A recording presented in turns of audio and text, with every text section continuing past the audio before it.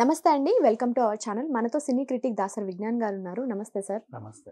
ఇప్పుడు 10,00,00,000 డిమాండ్ చేశారు హీరో ధనుష్ గారు. అదేంటంటే 'నయనతార' తన బయోపిక్ అదే మూవీలో ఒక క్లిప్ పెట్టారు ధనుష్‌దనేసి ఆయన ఏసారు కదా! దీని గురించి చెప్పండి సార్. బేసిక్‌గా ఇష్యూ ఎక్కడ స్టార్ట్ అయింది అంటే 'నేను రౌడీనే' అనే సినిమాలో నయనతార అండ్ విజయ్ సేతుపతి గారు కలిసి నటించడం.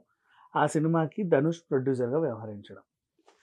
ఇప్పుడు నయనతార గురించి మాట్లాడుకుందాం. నయనతార మెంటాలిటీ ఎలాంటిది అంటే సినిమాల్లో హీరోలకి ఇచ్చే ఇంపార్టెన్స్ హీరోయిన్‌లకి ఇవ్వట్లేదు అని ఎప్పటినుంచో తన వాయిస్ వినిపిస్తుంది. హీరోలకి ఇప్పుడు హీరో స్టాఫ్ అంటే అందరికీ ఫ్లైట్‌లేస్తారు. హీరోయిన్ స్టాఫ్ అనుకో హీరోయిన్‌కి ఫ్లైట్ ఏసి స్టాఫ్‌కి ట్రైన్ ఏస్తారు. నువ్వు ఫ్లైట్‌లో వస్తావు కరెక్టే. హీరోయిన్ అంటే ఏంటి ఫ్లైట్ దిగి గబగబా ఎళ్లి కారెక్కి వెళ్ళిపోవాలి. ఆ బెల్ట్ దగ్గర నిలబడవు కదా! నా లగేజ్ ఎప్పుడొస్తది అని. అందరొస్తారు సెల్ఫీలు, గిల్ఫీలని. ఇబ్బంది.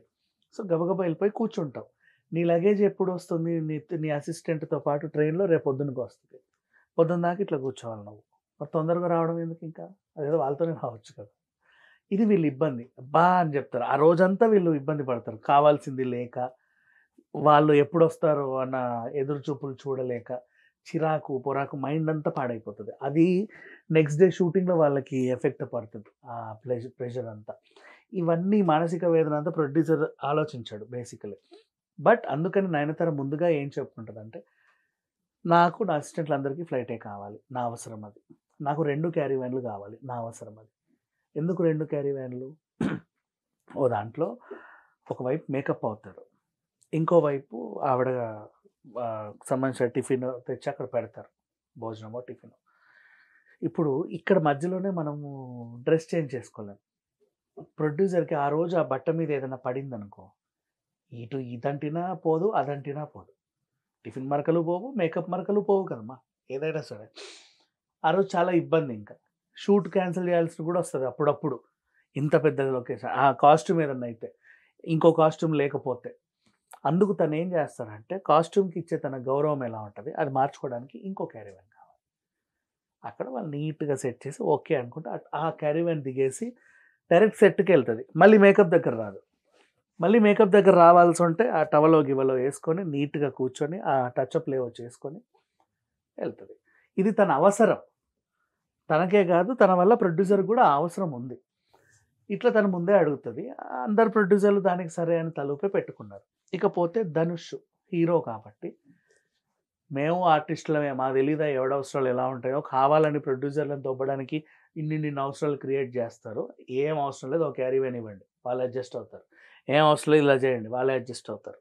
అని చెబితే తను బలవంతంగానే ఆ షూట్ కంప్లీట్ చేసింది.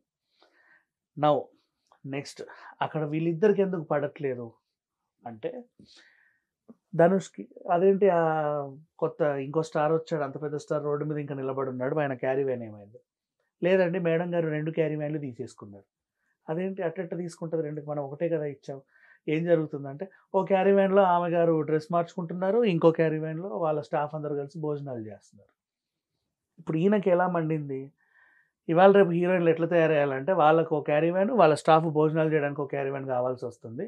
ఇలా ఉన్నారు అడగడానికి ఎవరు లేరని అన్నట్టు ఆయన మాట్లాడాడు. ఈమెకది హర్ట్ అయింది. తన అవసరం వేరు, అక్కడ క్రియేట్ అయిన వాతావరణం వేరు, ఈయన అర్థం చేసుకున్న విధానం వేరు. చెప్పుకోవాల్సిన అవసరం కూడా నాకు లేదా హెచ్చిపా అని వదిలేసింది. ఇంకెప్పుడు వీళ్ళతో పని చేయొద్దు అనుకుంది. చాలా కష్టంగా ఆ లొకేషన్ నుంచి బయటకొచ్చేసింది. నెక్స్ట్ ఈ సినిమా అనుకోకుండా పెద్ద హిట్టు. ఎంత పెద్ద హిట్ అంటే అంత పెద్ద హిట్. ధనుష్‌కి మళ్ళీ ఇదే కాంబినేషన్‌లో ఇంకో సినిమా చేద్దాం అనుకున్నాడు. మేబీ దీనికి సీక్వెల్ కావచ్చు, ప్రీక్వెల్ కావచ్చు లేదా ఇంకేదైనా కొత్త సినిమా కావచ్చు. నేను రాను పో నీ దగ్గరికి నేను డేట్లు ఇవ్వను నీకనేసి. ఓకే. ఎంత కోపం నీకు? నేనొచ్చి నిన్ను డేట్లు అడిగితే నాకివ్వవా? తోటి ఆర్టిస్ట్ అన్న గౌరవం లేదు, ప్రొడ్యూసర్ అన్న గౌరవం లేదు. ఉండు నీ సంగతి చెప్తా. ఇంకోసారి ఎక్కడికి దొరకవా నువ్వు అని చెప్పి ఆమెను పో హు, హు అని మూతులు తిప్పుకొని వెళ్ళిపోయారు. లాస్ట్ చాలా రోజుల తర్వాత ఇంక మాటలు లేవు వీళ్ళకి. ఆయన పనిలో, ఈయన పనిలో ఏముంది. నెట్‌ఫ్లిక్స్ వోళ్ళు ఆనందం తట్టుకోలేక వీళ్ళందరూ బయోపిక్‌లు తీస్తున్నారు. ఒకరొకరికి డాక్యుమెంటేషన్ టైప్‌లో. అలాగే హ్మ్. రాజమౌళి గారిది కూడా తీశారు. రిలీజ్ చేశారు. వాళ్ళకది బాగా నచ్చింది. సేమ్ ఇంకెవరిదన్నా అనుకుంటే 'నయనతార' గారి మీద బయోపిక్ చేయాలనుకున్నారు. ఎందుకు ఈవిడ మీదే చేయాలి అంటే ఈవిడ ఆల్రెడీ 100 సినిమాలు చేసుంది. ఇప్పటికీ హీరోయినే. అండ్ తనకంటూ ఒక క్రేజ్ ఉంది. Star heroine. ఆవిడ గురించి చేయాలి అనుకుంది బేసికల్‌గా. తను కూడా ఓకే చెప్పేసింది. వీళ్ళు వెళ్ళి ఆ డాక్యుమెంటేషన్ తీసుకొచ్చి ప్రదర్శించి చూపించారు. మేడం చూడండి మీకోసం ఎంత గొప్పగా తీసామో అని. చూసేసరికి ఈవిడ లైఫ్‌లో ఆ సినిమా చాలా ఇంపార్టెంట్, కీలకమైనది. ఆ సినిమాకి సంబంధించిన 4 క్లిప్పులు అందులో ఉన్నాయి. ఈవిడ ఏం చేసింది, సరే ఇది వాడాం కదా! ధనుష్ ఏమన్నా అభ్యంతరం చెప్తాడేమో, దాని ప్రొడ్యూసర్ ధనుష్ కదా! అరే ఒకసారి ఎళ్లి ఓ లెటర్ పట్టుకెళ్ళు, పర్మిషన్‌లు తీసుకురా. ఆ ఒరేయ్ ఎన్ని సార్లు తిరిగినా సరే ఆ ఒరేయ్‌కి పర్మిషన్ ఇవ్వల. ఓకే. ఆ ఒరేయ్ వెనక్కొచ్చేసాడు. మీరెళ్ళండి అని ఒక మేనేజర్‌ని పంపింది. ఆయన కూడా ఎన్ని సార్లు తిరిగినా ఆ మీరుకి కూడా ఇవ్వల. ఆ మీరు కూడా వెనక్కొచ్చారు. తరఫున ఇంకా నయనతార లాంటి వ్యక్తి ఇంకొకటిగా తన దగ్గర మేనేజరో ఇంకెవరో ఒక మంచి వ్యక్తి వెళ్ళాడు పర్మిషన్‌ల కోసం. అబ్బాయి చేయమని నేను. సరే పో ఇవ్వనంటున్నాడు కదా! సరే పీకేయండి అని చెప్పేసి ఆ 4 క్లిప్‌లు పీకి పడేసాం. అందులో ఐదో క్లిప్ ఒకటి ఉండిపోయింది. ఏంటా ఐదో క్లిప్పు అంటే, ఇప్పుడు మనిద్దరం మాట్లాడుకుంటుంటే మనోళ్ళు వీడియో తీసి వాడి ఫోన్‌లో పెట్టుకుంటారు కదా! ఈ కెమెరాలు కాకుండా. ఓకే. ఈ కెమెరాలేంటి ప్రొడ్యూసర్‌కి సంబంధించినవి. నీ అసిస్టెంటో, నా అసిస్టెంటో పర్సనల్‌గా ఇలా తీసినవి ఉంటాయి కదా క్లిప్పింగ్‌లు. అది.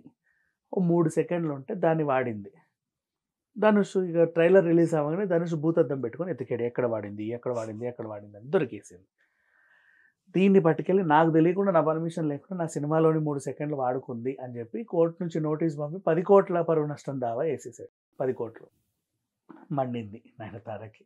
ఇంక ఏం అనలేక అఫ్‌కోర్స్ కోర్ట్‌లో ఏసావు కాబట్టి నేను అది క్లిప్పింగ్ పీకేస్తా. నువ్వు గెలిచావేమో ఈరోజు. కానీ నువ్వేంటో నాకు తెలీదు అనుకుంటూ ఓ 3 పేజీల లేఖ రాసేసి రిలీజ్ చేసింది. ఆ అక్క సంతా తీర్చుకుంది దానితోని. ఈయన దానికేం రిప్లై ఇవ్వల. ఇక్కడ బేసిక్‌గా ఇద్దరి తప్పు లేదు. నయనతార మెంటాలిటీ ఏంటంటే హీరోకి సమానంగా హీరోయిన్‌ని చూడట్లేదు అని ఎప్పటినుంచో ఆమె ప్రీ రిలీజ్ ఈవెంట్‌లను కూడా బాయ్కాట్ చేసింది. పోదు. ఎందుకు పోదు అంటే వాడికిచ్చే మర్యాద నువ్వు నాకివ్వట్ల. అది. హీరోకి సినిమా కావానే హాలిడే ట్రిప్‌కెళ్ళేసి వస్తాడు. నెక్స్ట్ సినిమా రెడీగానే ఉంటది. కానీ వీళ్ళకట్లా హాలిడే ట్రిప్‌లకెళ్ళి పోలేరు. నెక్స్ట్ ఉంటే దీపం ఉండగానే ఇల్లు చక్కబెట్టుకోవాలని సినిమాలు చేస్తా ఉంటారు.